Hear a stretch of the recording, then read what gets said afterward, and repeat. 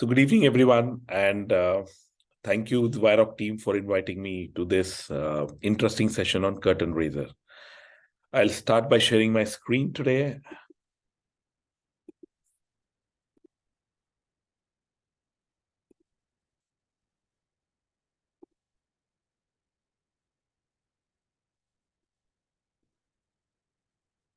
So my brief is to talk about the future of robotics and AI in orthopedics. Many of you know me. I am Vaibhav Bagaria. I work at the Sir H.N. Reliance Foundation Hospital in Mumbai. And I look forward to meeting you all at the WIROC, which is going to be a melting pot like always. And of course, we'll be talking about the future more and more. So what does future exactly hold? And I think future is like a crossword puzzle.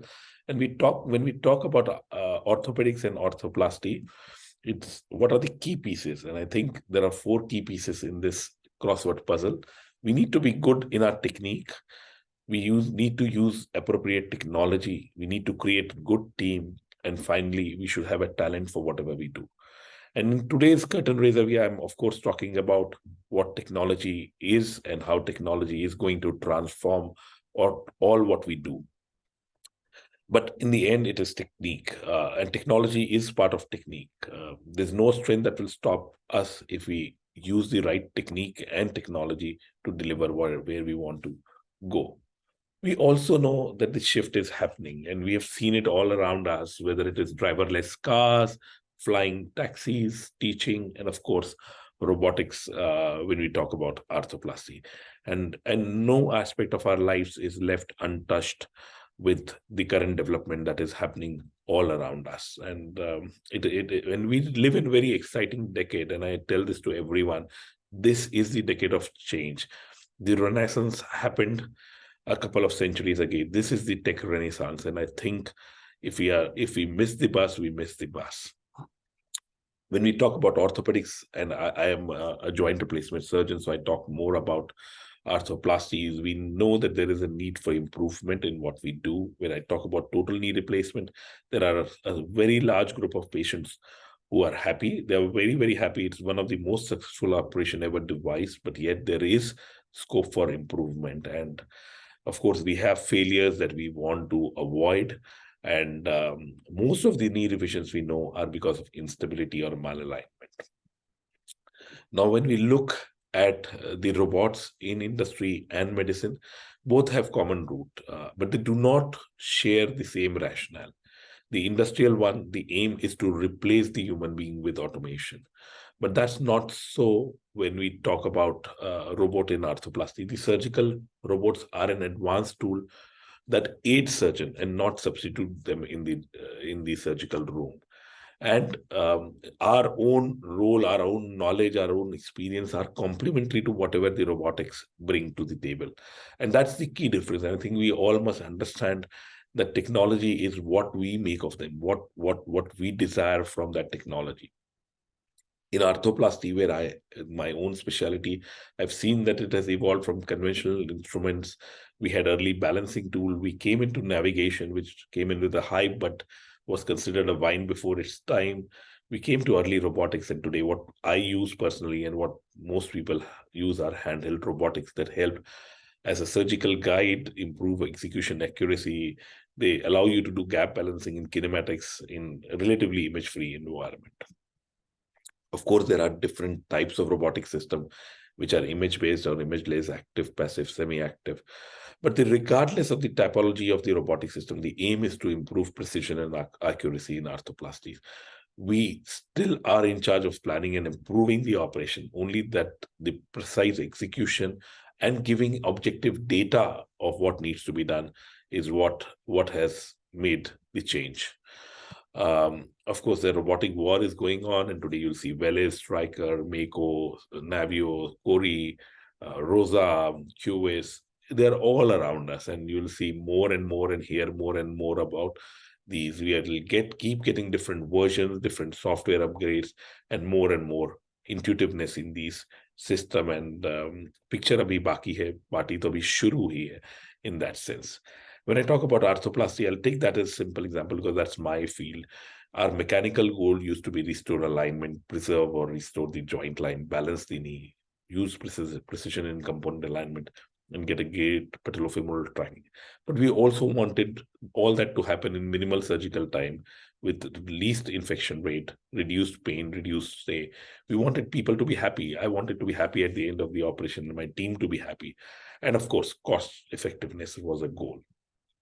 And of course, when that happened, the surgeons moved into this era of robotic surgery with pre-op planning, intraoperative executions. This is the robot that I use.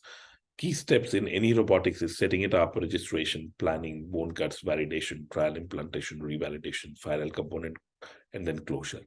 Now, they remain constant irrespective of robot use. And I stress this point because there is a lot of hype around this robot is better or that robot is better. But to me, all robots depend on what you want to execute. They should be a means to an end and not end in itself. And I think that's what the future is. If you know what to, it's like driving a car. You know what's the most important part of driving a car? It is to know where you want to go. You can have the best car. If you did not know where to go, you will end up in a wrong direction. All of these are what are cars made of. You need good cars for sure, but you need to know where you need to go. So the era was of, and I use this analogy, is that the navigation was the era when we had GPS-like structures, which told you how to reach a particular place. Then we have chauffeurs, which are like PSIs. You can Uber or Ola, you can call for them like a PSI block, fit them in and tell them this is where I want to go. Tesla came in with a driverless car. That's what robotics is. But eventually, no one can and no one should change the fact that you are the one deciding where to go. Again, standard steps for all robotic things. We know that there are key alignment philosophies, and that's how, as human, we change. We change from different alignment and balancing philosophies over the years.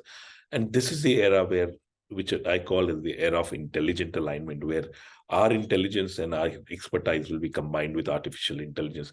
And we'll work hand in hand with robots to change the way we look at things. And we know that we want to be accurate and precise, and being not accurate, not precise is not the way forward. But we have become cognizant of the fact that our patients are all not the same and that our targets are moving. And that's, again, one area where the robots help us decipher what is right for our patients. For example, when we do a knee replacement, we understand there are alignment of freedom that we need to, or that can be potentially exploited. But understanding that there can be literally thousands of permutation combination. And if you had a structure which told you objectively, this is where you go, it will be a game changer. With experience and skills and planning, we can reach there. But with the technology, I think this is where we hit. We still have outliers, but we'll be much closer to the target that we want to reach. And I think robotic is making that possible, especially in knee arthroplasties. A word about AI. A lot of things are taught about the world of artificial intelligence. And I think AI and robotics both go hand in hand. And I think predicting the future isn't magic, and it's artificial intelligence. If we had enough data to prove or to say that this is what it is, we'll be able to predict future. And at our center, we start with small things. We have gone into this AI, and that's the reason why I've been called to deliver this talk, is that we use AI at our centers in all of these that you see in record management, drug development, medical imaging processing, remote patient monitoring. But personally, what we do is the project that we work on called as deep learning algorithms for osteoarthritis. And this is the algorithm that we created. And all of this have shown that actually the AI algorithms are better than humans. So you'll see this is our first study on osteoarthritis. You'll see our results are very good in terms of being able to predict the grade of arthritis. Similarly, we published it and we found that one of our models that we evaluated, DenseNet, was actually better than humans. And that's held true with consistently over time in other things also, where we use this, and this is an example. We are using one of those thing to tell whether which grade of osteoarthritis, and you'll see that computer accurately predict that it's a grade 0 arthritis. So there's no arthritis at all. We did a similar thing with our knee implant detection, and once again, the AI algorithm proved that they were superior than us. uh, a bit heartbreaking, but that's the true. We published it once again in Journal of Orthopedics, proving that, yes, that's the fact that the AIs have become smarter than us. Again, one of the demos. We are working on the hip implant detection data again. We shall be able to do, and we'll not be surprised once again that the AI beat us. So in short, my dear friends, it's all there. The AI will help develop a solution for accurate analysis of skeletal radiographs, will help train the doctors about the possibility of better treatment modalities. It will also contribute in terms of a real-time checks on our patient. Coming back to robotic, it will help us do better robotic surgeries by giving us better data, better suggestions while we are operating. And thus, overall, it will improve our surgical outcome. But in the end, and the heart of operation is the surgeon and the patient. And as long as the technology help us, I think we'll be good. I'm often asked this question that is there a race, is there a debate that who is better, whether the robots will eventually will replace, and I'll only end up with this video here where you'll see the robot is outpacing humans in every aspect. But you'll see that they outpace us in cycling, everything in execution, they will outpace us. But it is only worth it. It's only worth it if we enjoy it. So I think picture abhi baki hai. We need to work together. Technique, technology, and teamwork, all elements are critical to success and optimal patient outcome. Newer technologies help achieve our desired outcome more efficiently and accurately. Knee replacement that I do with robotics has definitely brought about a paradigm shift in way we perform or I perform my surgeries. It performed and averaged me to think better and a better me to become best. At the end of whatever we do, whether it is robotics or an AI, it is a quest for excellence. And technique and common sense and having a good team are essential no matter what the technology gives you.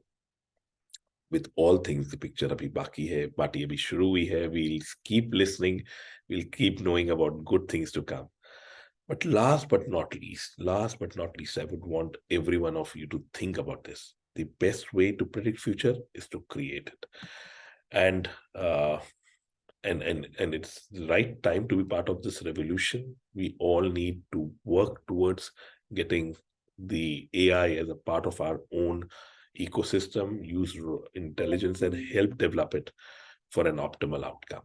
Once again, thank you, everyone. Thank you, Abhijit and Ashish, and look forward to seeing all of you at next WIROC. Thank you.